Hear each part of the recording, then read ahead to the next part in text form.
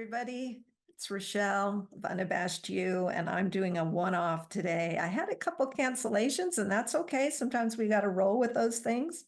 So we are in our grief and gratitude series, and I thought, well, why don't I turn the tables and talk about a time of grief that I had. Now, many of you will know parts of this story if you've listened to the podcast long, or if you've been reading the blogs. I'm going to, in a nutshell, describe and share a time of my grief. 92 days. That's what we had, 92 days. It was actually more than expected. We had a sonogram when I was 5 months pregnant and found out the baby that I was carrying had a heart defect. And that day, I started writing letters to him, letters to God with thoughts and feelings and the hopes that I had had. It was a way for me to cope. And others wrote to us as they found out what we were going through. I poured over their every word. A few months later, we crossed paths with a surgeon before the baby was born, and he told us, your son actually might be a candidate for these 3 surgeries. So this new adventure began. He was born, he had open heart surgery, and he was in the hospital for 6 weeks. After that, he actually got to come home. It was very unexpected. Gifts were showing up on the front porch and thrown over the gate into the backyard. Our people really showed up for us. It was just absolutely incredible. And he was doing okay until he wasn't. And yes, he died. As loved ones found out, they wrote letters, and I collected them all.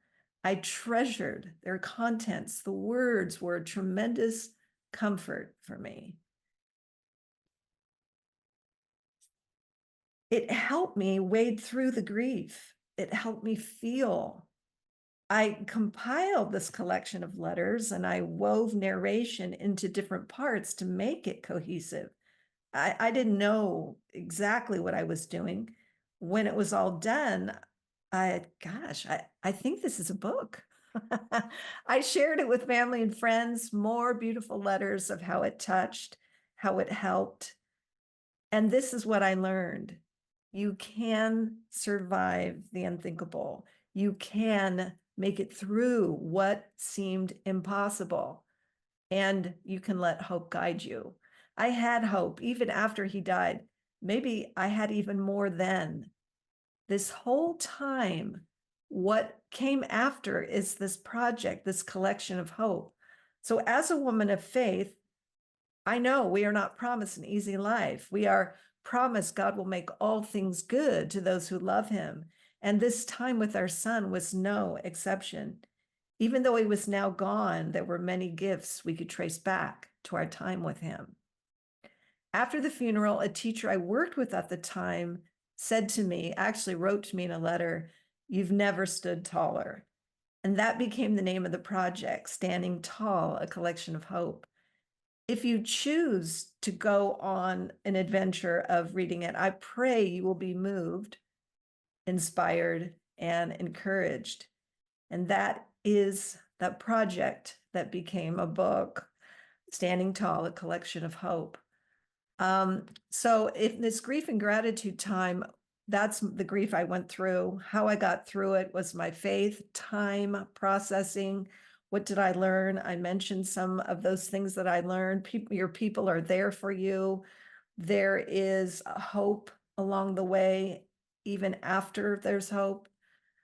I'm able to trace a ton of good that came from it, and I'm actually going to make that the blog for this episode. So on the website at unabashedyou.com, I will write a whole thing about the gifts that came from that because they were absolutely extraordinary. And that's one of the points I want to make in this grief and gratitude series is that can you trace the hand of God? Can you, after the very hard experience that, by the way, you would never sign up for. I would never have signed up for that.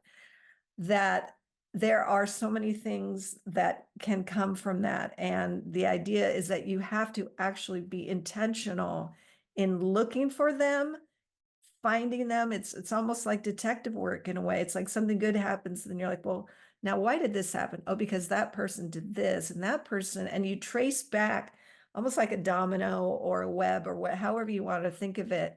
And you realize that that came from that time, that experience with your grief.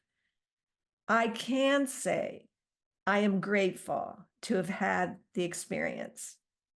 Again, wouldn't have signed up for it, but I am grateful because I learned so much.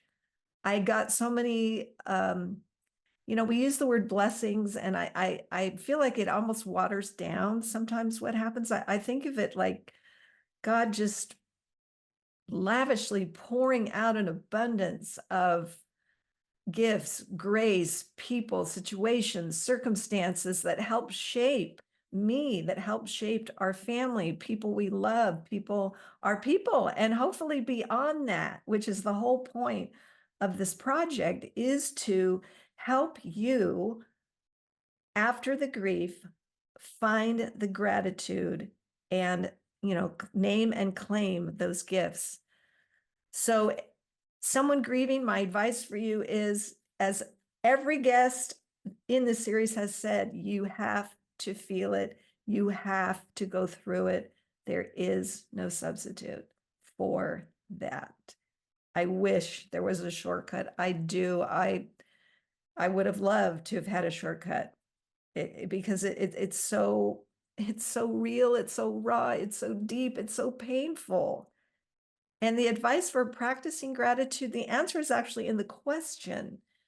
Practice. You have to actually practice. So that means intention, which means, I know we hear that word a lot bandied about, but that's what that means, is to say, I want to learn to be more grateful. And that takes noticing, being aware of what's going on in your life, paying attention, and again, the naming and claiming, and saying, oh, this is because of that. And I am thankful for that. I'm thankful I woke up this morning. I try to remember each morning to say, thank you. I got to wake up today.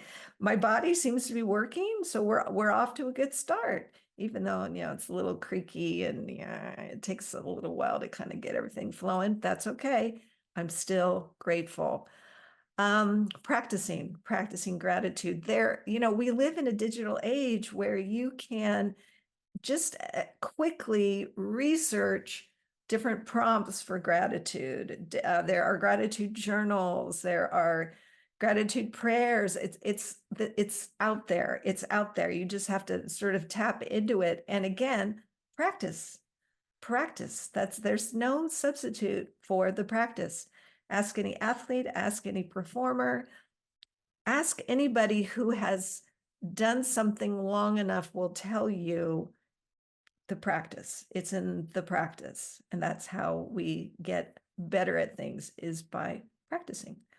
So if this inspired you, I am so grateful, because that is my hope, is that by having conversations, by sharing, by connecting, you will be inspired. And by the way, I get inspired too by our guests, by the different conversations we have. There was a quote that came across my desk, and it said, if you want to learn something, teach it. And honestly, I think that's one of the reasons that I like this space that Unabashed You is in, is because it's about you and being fully you, but it's also reminding me to do the same. And I appreciate that, and I'm thankful for that opportunity. All right. So if you want to reach out, love to hear from you. I've been hearing feedback that this grief and gratitude series has been really helpful and inspiring, which I love, and encouraging, which I also love. I'm all about that. So see you on the blog, and see you next time. Thanks for tuning in. Bye.